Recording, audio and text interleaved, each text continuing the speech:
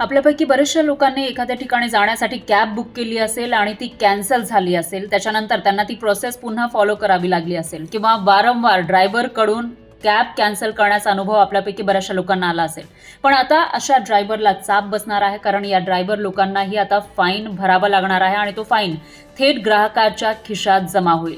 सरकारने एक मोठा निर्णय घेतलेला आहे. त्यानुसार ओला असेल किंवा उबर सारख्या ज्या टॅक्सी आहेत, ऑनलाईन कॅब सेवा आहेत, ती आपण बुक केली आणि त्याच्यानंतर ड्रायव्हरनं जर ती कॅन्सल केली कोणत्याही कारणाशिवाय, तर त्याला त्या ट्रिपच्या 10% रक्कम किंवा ₹100 इतका दंड द्यावा लागेल आणि तो दंड थेट ग्राहकाच्या खिशामध्ये जमा केला जाईल. याशिवाय ग्राहकासाठी असाच नियम आधीपासूनच आहे. त्याच्यामध्ये जर ग्राहकानं कोणत्याही कारणाशिवाय ती कॅब रद्द केली, बुक केलेली ती ट्रिप कॅन्सल केली, तर ग्राहकाला त्या ट्रिपच्या 5% रक्कम किंवा ₹50 इतका फाईन भरावा लागतो. तर आता हा जो नवीन निर्णय चालकासाठी झालेला आहे, चालकाला सुद्धा दंड द्यावा लागणार आहे, भरावा लागणार आहे.